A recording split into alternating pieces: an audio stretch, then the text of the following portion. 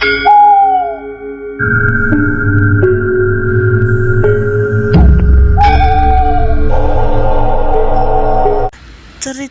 berjudul Keluarga Terakhir yang ditulis oleh Om Ras.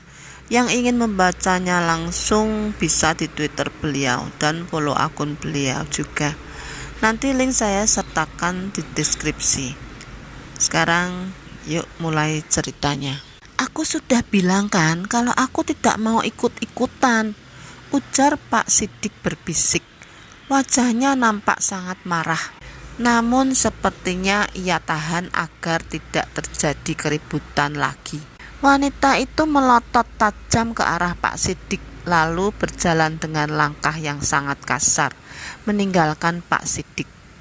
Keesokan harinya setelah azan subuh, terdengar pemberitahuan tentang kematian seseorang yang bernama Haji Manang. Pak Sidik yang baru saja akan duduk di pelataran rumahnya sangat terkejut. Lama sekali ia menatap kosong ke arah pohon di halaman rumahnya. Lalu sesaat kemudian ia segera tersadar dan berlari masuk ke dalam rumah. Ia membisikkan sesuatu pada istrinya, dan istrinya yang tengah mencuci beras itu pun nampak melongo dan raut wajahnya juga berubah. "Cepat bangunkan anak-anak, kalian harus pergi dari sini secepatnya," ujar Pak Sidik dengan bibir gemetar. Beras yang tadi dicuci istrinya itu pun jatuh berserakan dan sebagian jatuh ke pucirin. Lalu dengan tergesa-gesa istrinya segera berjalan ke arah kamar anak-anaknya dan membangunkan satu persatu anak-anaknya. Saat mereka sudah siap, Pak Sidik langsung menyuruh anak dan istrinya untuk segera pergi. "Lalu kamu bagaimana, Bah?" tanya istrinya. "Kamu jangan khawatirkan aku akan segera menyusul kalian. Cepatlah bawa anak-anak pergi ke kota.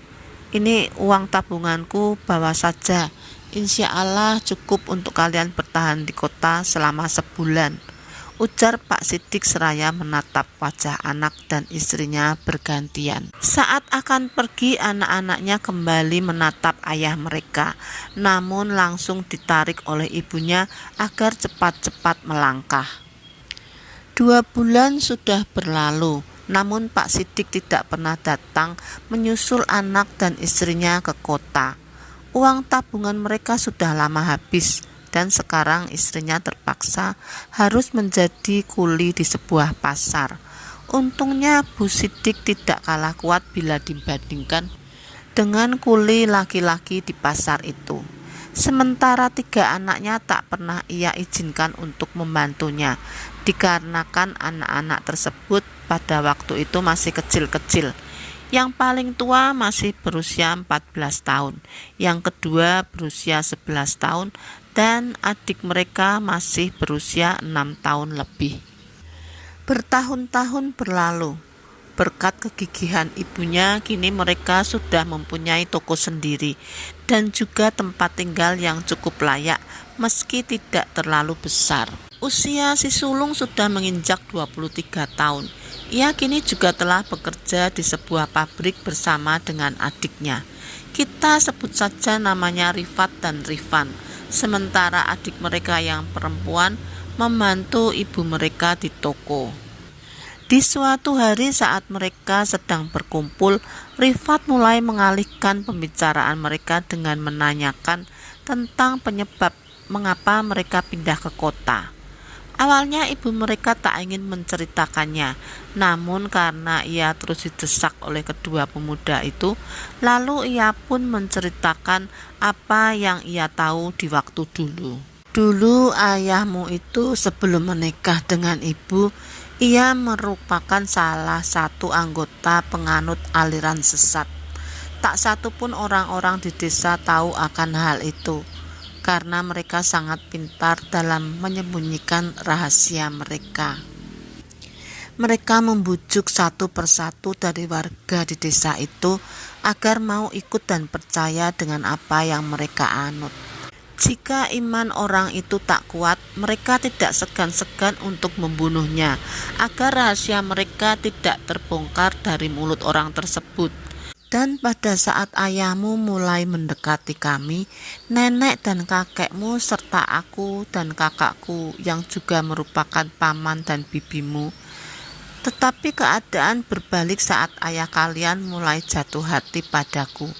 Ia mulai belajar tentang Islam dan memutuskan untuk keluar dari anggota pengikut aliran sesat tersebut. Dan berjanji atas nama kita semua untuk tidak akan pernah membuka mulut tentang siapa mereka.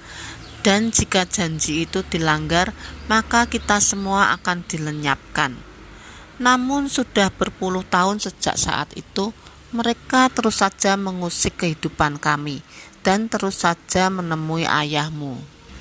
Namun kakekmu yang curiga pun langsung mengikuti mereka saat mereka mengajak ayahmu bertemu di luar desa. Namun nahas, 2 hari setelah menceritakan kejadian itu, kakek kalian meninggal dengan cara yang sungguh tidak wajar. Cerita itu diakhiri dengan isak tangis oleh Bu Sidik, yang kembali dipaksa untuk mengingat kejadian-kejadian tersebut. Aku tidak menyangka kalau itu benar-benar ada, ujar Rifan tak percaya. Lalu mengapa saat itu harus pindah subuh-subuh dari rumah? Tanya Rifat. Bu Sidik menghela napas panjang lalu menghapus pelan air matanya. Sebelum kita mendadak pindah, ayahmu sudah didatangi oleh bibimu yang ternyata sudah ikut bergabung dengan kelompok tersebut. Ia mengajak ayahmu untuk kembali bergabung dan rela menyerahkan kalian untuk dididik oleh mereka, dan juga mengatakan kalau tinggal 7 keluarga lagi yang belum bergabung dengan mereka, termasuk keluarga kita. Namun ayahmu dengan keras menolak dan tetap tidak mau jika kita semua harus ikut kelompok itu. Dan keesokan harinya salah satu kepala keluarga yang kemungkinan menolak untuk bergabung itu pun dikabarkan meninggal. Dan tentu saja itu membuat takut ayahmu. Ia takut akan nasib kita, makanya dia menyuruh kita pergi dari desa itu. Sementara dia berpura-pura untuk tetap tinggal di sana. Setelah kita pindah, aku tak tahu lagi apakah ayahmu selamat atau kembali bergabung dengan orang-orang itu. Isak Bu Sidik. Rifat menghela napas, pikirannya melayang-layang. Sementara Rifan masih terlihat tidak percaya. Apa cerita yang ibu ceritakan benar? Tanya Rifan. Meski tidak ada yang tahu selain kelompok mereka, namun aku yakin yang diceritakan ayahmu juga kakekmu itu benar adanya. Bahkan saudara-saudaraku pun sudah ikut di dalamnya, jawab Bu Sidik. Kalian mau makan apa? Aku mau memasak makanan dulu, ujar Bu Sidik mengalihkan pembicaraan. Aku ingin pulang menjemput Abah, ujar Rifat di suatu hari saat ibunya sedang memasak. Bu Sidik terdiam, ia sama sekali tidak menanggapi perkataan anaknya itu. Tapi rupanya meski tak digubris ibunya, Rifat sudah siap dengan barang bawaan serta tekadnya.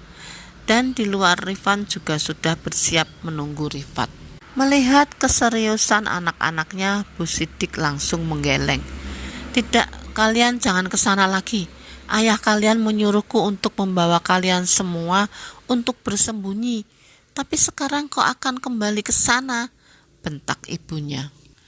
Lalu apakah ibu tak pernah sekalipun memikirkan bagaimana nasib Abah? Tanya Rifat. Bu Sidik terdiam, air matanya mulai menetes. Percayalah Bu, aku dan Rifan akan baik-baik saja. Kami hanya ingin menjemput Abah, agar kita bisa berkumpul lagi seperti dulu, ucap Rifat. Dan kami akan tetap berangkat dengan ada atau tanpa izin dari ibu, lanjut Rifat membuat ibunya semakin sedih. Sekian lama terdiam, akhirnya Bu Sidik mengizinkan dengan syarat mereka harus berpura-pura sebagai orang lain jika sudah sampai di desa. Itu tidak masalah Bu, karena kami sudah mempersiapkan semuanya dengan baik. Ibu hanya perlu berdoa dari sini, itu sudah cukup, ucap Rifat. Namun saat mengantarkan kedua anaknya pergi, Bu Sidik mau melepaskan pegangan tangannya dari Rifat dan Rifan. "Kami pasti akan kembali, Bu," ujar Rifat seraya melepaskan tangan ibunya. "Kalian harus saling menjaga dan jangan pernah meninggalkan senjata di sembarang tempat," pesan Bu Sidik lalu bergantian menciumi anak-anaknya. Seminggu telah berlalu. Rifat dan Rifan baru sampai di desa itu. Mereka mengalami keterlambatan dari waktu yang sudah diharuskan, karena sebelumnya mereka mengalami suatu gangguan di perjalanan. Saat sedang berjalan, keduanya berpapasan dengan salah satu warga. Setelah mengucapkan salam dan memperkenalkan diri, keduanya pun diantar ke rumah kepala desa. Di rumah kepala desa, mereka berdua disambut dengan sangat baik dan hangat. Mereka berdua juga disuguhi berbagai macam makanan khas dari desa tersebut. "Jadi kami akan mensurvei dulu lokasinya, Pak. Mungkin kami butuh waktu sekitar 1 mingguan untuk itu. Barulah nanti kami akan melaporkannya pada atasan," ujar Rifat. Ya, boleh. Kalau begitu kalian tidur di rumah saya saja. Kebetulan saya mempunyai rumah satu lagi di belakang sana. Kalian bisa menempatinya selama kalian di desa ini," ujar kepala desa itu dengan sangat ramah. Ia juga mengantarkan langsung kedua pemuda itu ke rumah yang ia maksudkan. Dan di sana ternyata sudah disiapkan 2 buah kasur dan beberapa macam peralatan yang bisa keduanya gunakan. "Apa ini tidak terlalu berlebihan, Pak?" tanya Rifat mulai sungkan dengan kebaikan dan keramah tamahan Pak Kades tersebut. Tidak, kalian kan akan membantu memajukan desa kami. Jadi kalian harus diperlakukan dengan baik, mempunyai ruangan istirahat yang nyaman, dan juga ruangan untuk bekerja yang tenang, ucap Pak Kades. "Ya sudah, kalian beristirahatlah, besok saya akan mengajak kalian ke lokasinya," ujar Pak Kades seraya melangkah keluar. Sepeninggalnya Pak Kades, Rifan mulai membanding-bandingkan dengan cerita ibunya. "Wajar kan kalau aku tidak percaya, karena ya memang orang-orang di sini sama sekali tidak ada satupun yang sama dengan apa yang ibu ceritakan," ujar Rifan. "Van, fokus dengan niat awal kita. Jangan berpikiran seolah-olah kau yang paling benar dalam hal menilai orang, karena kau itu hanya menilai orang dari luarnya saja," ujar Rifat mulai kesal. Rifan menghela napas lalu menjatuhkan diri di kasur. Beberapa saat saja ia sudah terhanyut ke alam mimpi.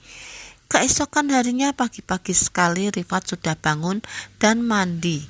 Beberapa saat setelah berpakaian, anak gadis Pak Kades memanggil keduanya untuk sarapan bersama di rumahnya. Singkatnya, setelah sarapan mereka duduk-duduk di serambi rumah Pak Kades dan bercerita ke sana kemari. Lalu beberapa saat kemudian akhirnya kedua pemuda itu dibawa berkeliling desa. Rumah ke rumah mereka datangi, dan tibalah saat mereka lewat di rumah masa kecil Rifat dan Rifan dulu. Rumah itu nampak sudah sangat tidak terurus. "Itu rumah siapa, Pak? Kenapa dikosongkan?" tanya Rifat menunjuk rumahnya dulu. "Oh, itu rumah milik Sidik. Semenjak istrinya kabur meninggalkannya dulu, ia jadi setengah gila dan sakit-sakitan. Lalu beberapa bulan setelahnya ia meninggal dunia," ujar Pak Kades. Rifat terpaku. Ia tak menyangka jika ayahnya sudah meninggal. "Sudah tidak ada harapan lagi, lebih baik kita pulang," ujar Rifat terlihat putus asa. Namun ia berubah pikiran saat mengetahui sebuah kenyataan yang berhasil ia curi dengar dari Pak Kades. "Kita akan tetap di sini," ujar Rifat berbisik setelah beberapa saat baru saja masuk ke dalam rumah. "Hah? Tapi tadi Abah masih hidup. Mereka menyembunyikannya di sebuah tempat. Kita harus menemukan Abah secepatnya," ucap Rifat. Rifan menatap bingung ke arah Rifat. Ia masih tak mengerti dengan penjelasan saudaranya itu. Lalu, apa kau tahu di mana Abah? Tanya Rifan akhirnya. Rifat terduduk, perlahan dia menggelengkan kepalanya. Maka dari itu kita harus menemukannya dalam waktu 7-8 hari ini, jawab Rifat. Tiba-tiba terdengar suara pintu yang seperti terdorong tak sengaja. Dan seketika Rifat dan Rifan menghentikan pembicaraan mereka. Namun saat diperiksa di luar tidak ada siapapun, melainkan hanya seekor kucing hitam yang menatap tajam ke arahnya. Mereka berdua mulai merencanakan sesuatu dan juga membagi tugas agar tidak ketahuan oleh Pak Kades dan warga. Malam itu adalah malam keempat bagi keduanya setelah memulai pencarian. Rifat memakai celana dan baju hitam agar tak terlihat di kegelapan. Ia mulai berjalan mengendap-endap menyusuri beberapa jalan, hingga tibalah ia di sebuah rumah tanpa jendela dan pintu yang terletak lumayan jauh dari desa. Rifat berusaha mengintip ke dalam, namun tak ada celah sama sekali. Rifat tak menyerah begitu saja. Ia mencoba masuk ke bawah rumah tersebut dan benar saja, ternyata pintu masuknya ada di lantai rumah tersebut. Dengan sangat bersusah payah, akhirnya Rifat berhasil masuk ke dalam. Ruangan itu berbau apek dan bercak-bercak hitam di mana-mana. Dan tiba-tiba, bruk, seketika gelap mulai menyelimuti penglihatannya. Biur, rasa dingin dari air yang membasahi kepala hingga tubuhnya langsung menyadarkan Rifat. Dan saat itu ia sudah terikat pada sebuah kursi kayu. Aku sudah menduga bahwa kau itu adalah anak Sidik yang dulu berhasil dibawa kabur oleh ibumu. Dan pada saat kau menanyakan rumah kalian waktu dulu, apalagi saat aku melihat raut wajahmu ketika mendengar jawabanku tentang ayahmu, aku semakin yakin bahwa kalian adalah anak-anak Sidik. Hahaha, ujar Pak Kades itu tertawa. Rifat berusaha untuk meronta, untuk melonggarkan ikatannya. Namun semuanya sia-sia, karena ikatan itu sepertinya sudah diikat mati pada tubuhnya. Pikirannya langsung melayang. Ia takut jika Rifan disakiti oleh orang tersebut. Ini sudah kehendaknya kau kembali ke sini untuk ikut kami bersama kami kembali pada apa yang seharusnya disembah, lanjut lelaki itu. Tidak, kalian itu adalah orang-orang kafir, kalian tidak punya agama, kalian penyembah iblis, teriak Rifat. Plak, sebuah tamparan mendarat di wajah Rifat. Lelaki yang mengaku sebagai kepala desa itu begitu kusar dengan jawaban Rifat. Jangan pernah membanding-bandingkan aku dengan kamu. Kau bicara seperti itu hanya karena kau belum pernah merasakan nikmat darinya. Jika kau sudah merasakan kenikmatan hidup yang dia berikan, aku yakin pasti kau akan mengajak semua orang untuk bergabung bersamamu. Maka dari itu, ikutlah bersama kami. Ini adalah kesempatan terakhir untukmu, ujar lelaki itu lagi. Rifat memutar otaknya. Ia lalu beristighfar dan membaca 2 kalimat syahadat di dalam hatinya. Lalu berkata, "Ya, kau benar. Aku akan ikut bersama kalian dan akan percaya dengan apa yang kalian percaya," ujar Rifat bergetar. Ia terpaksa menjawab seperti itu karena lelaki tersebut sudah memegang parang panjang, bersiap untuk memotong leher Rifat. "Apa kau bersungguh-sungguh dengan ucapanmu itu?" tanyanya lagi. Rifat langsung mengangguk, air matanya mulai merembes keluar. Ia merasa malu pada almarhum ayahnya. "Baiklah, kau harus mengikuti sumpah padanya, agar kau diterima menjadi bagian dari kami." Lalu ikatan tangan Rifat dilepaskan. Meski begitu, parang panjang tersebut masih diarahkan si lelaki itu pada lehernya. "Cabut rambutmu 7 helai dan lukai tanganmu 7 sayatan. Lalu tuangkan pada wadah ini, cepat." Ya Allah, tolong maafkan aku ya Allah. Aku terpaksa untuk melakukan ini demi adikku agar dia bisa selamat, batinnya. Lalu mulai berdiri dan mencabut rambutnya. Ia juga meneteskan darahnya ke dalam wadah. Rasa panas seketika menjalari tubuhnya. Apa yang kau rasakan? Tanya si lelaki. Rifat diam, ia tak mengaku merasakan panas tersebut di tubuhnya karena takut salah jawab yang akan membawanya ke dalam masalah lagi. Dan ternyata si lelaki nampak puas mendengar jawaban Rifat. Baiklah, ternyata kau bersungguh-sungguh dalam ucapanmu, ujar si lelaki tersebut seraya membuang parangnya. Rifat membaca sebuah surat di dalam hatinya, berharap bisa mendinginkan rasa panas yang semakin menjadi pada tubuhnya. Ia juga membaca 2 kalimat syahadat berulang-ulang, hingga tiba-tiba rasa panas itu mulai berkurang. Rifat, ujar si lelaki itu merasa kalau Rifat tidak mendengarkan apa yang sudah ia bicarakan panjang lebar. Ada apa? Tidak pak, tidak ada apa-apa, jawab Rifat. Lalu si lelaki tersebut melanjutkan penjelasannya tentang apa yang harus dilakukan Rifat dan lain-lain. Saat orang itu lengah, Rifat mengambil parang panjang tersebut dan langsung menyerang si lelaki. Sekali tebas, kepalanya langsung putus dan darah menyembur kemana-mana. Rifat sempat kaget dan tertunduk karena ia belum pernah membunuh orang. Namun ia teringat tentang perkataan ibunya, lalu ia pun menjilat sedikit darah yang ada di parang tersebut. Hingga ia pun kembali sedikit lebih tenang. Lalu tanpa pikir panjang, Rifat berusaha keluar dari sana.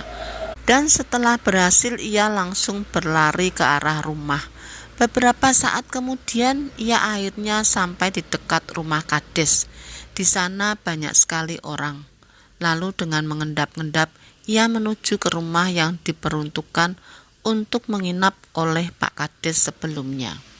Singkatnya, saat ia sudah masuk ke dalam rumah itu, di sana sudah kosong, tidak ada Rifan, dan barang mereka pun sudah berhamburan. Rifan, gumam Rifat lesu.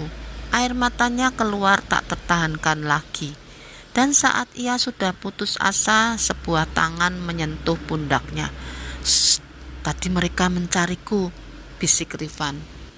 "Bagaimana Abah?" tanya Rifan seraya menarik Rifat untuk bersembunyi. "Mereka sudah tahu siapa kita. Mereka sengaja menjebak kita agar kita tetap berada di sini," jawab Rifat pelan.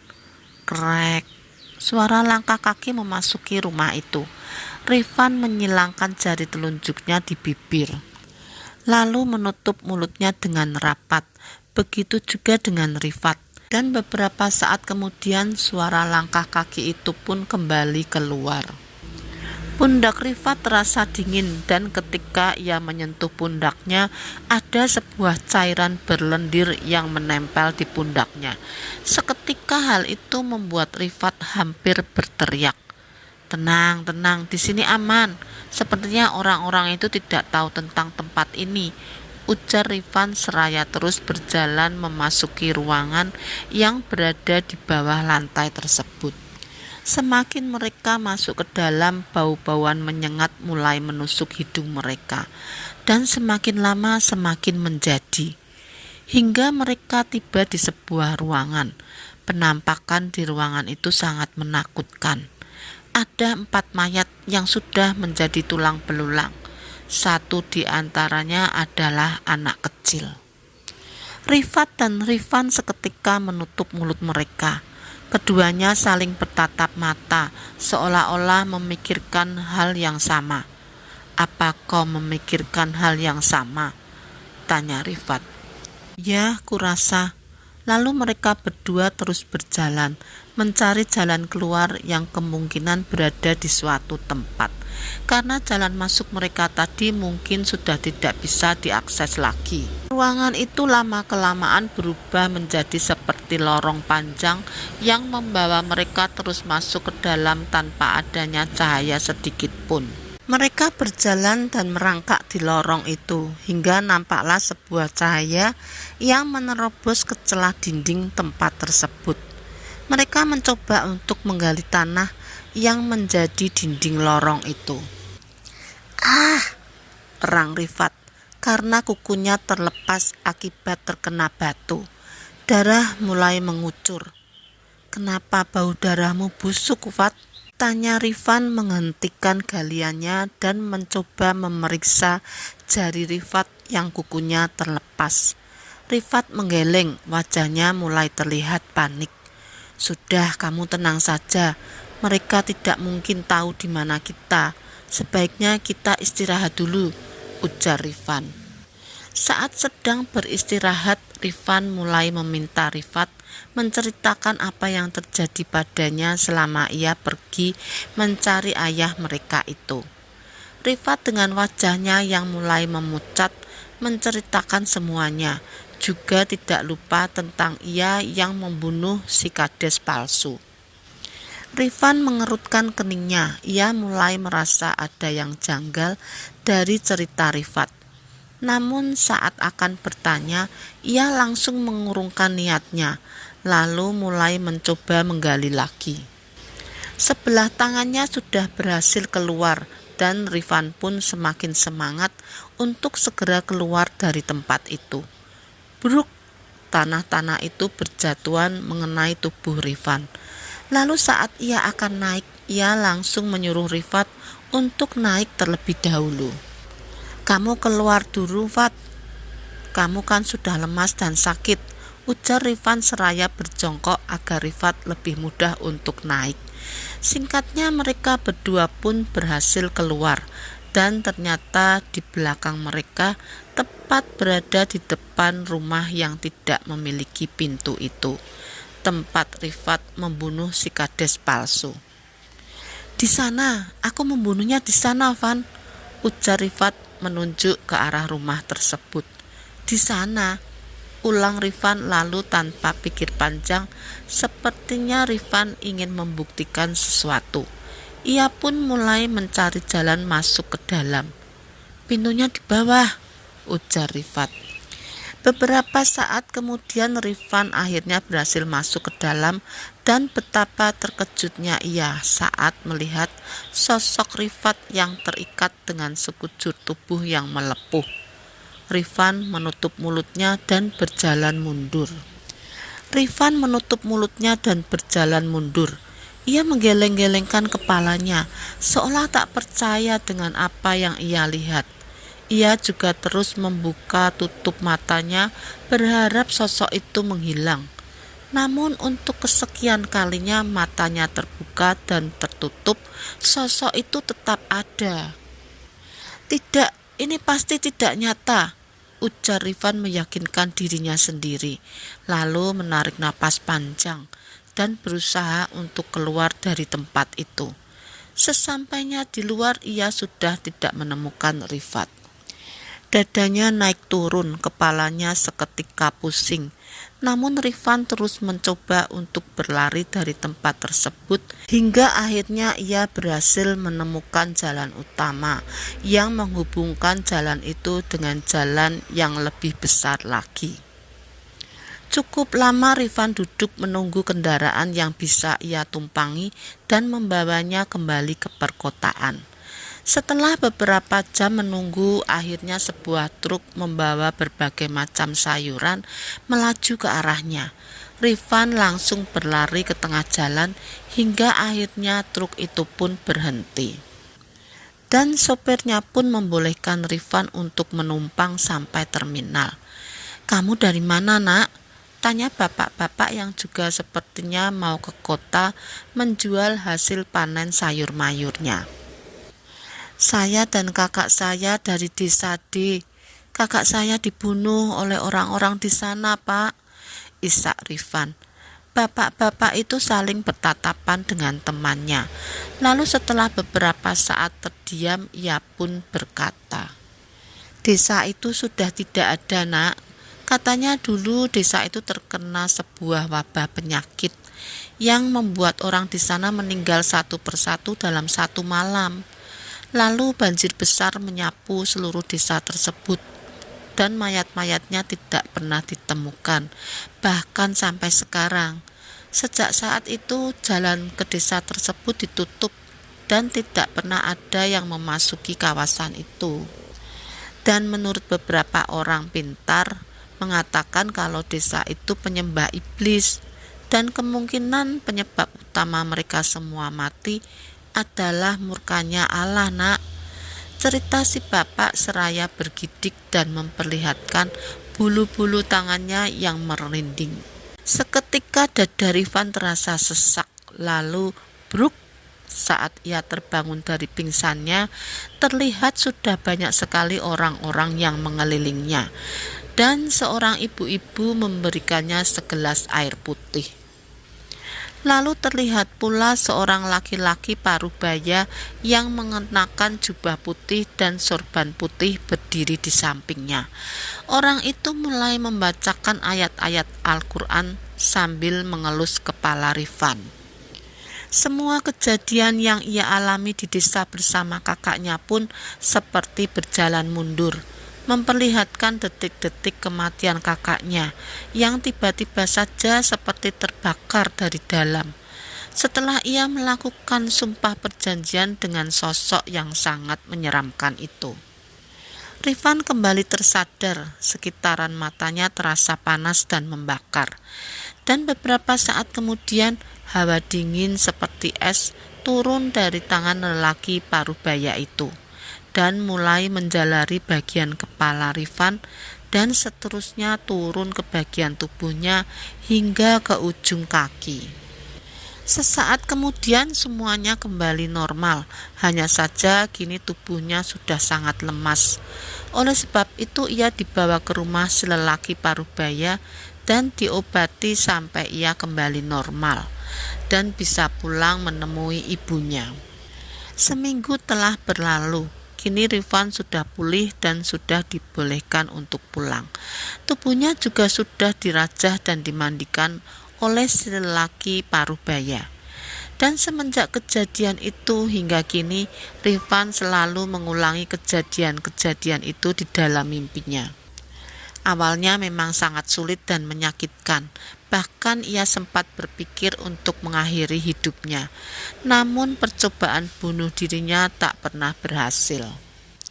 Hingga akhirnya Rifan mulai mencoba untuk berdamai dengan ketakutannya dan membiarkan mimpi itu terus hadir di setiap tidurnya sebagai pengingatnya pada pengorbanan Rifat. Sekian ceritanya, bila ada salah kata mohon maaf. Jangan lupa di subscribe, like, dan komen agar channel aku lebih berkembang.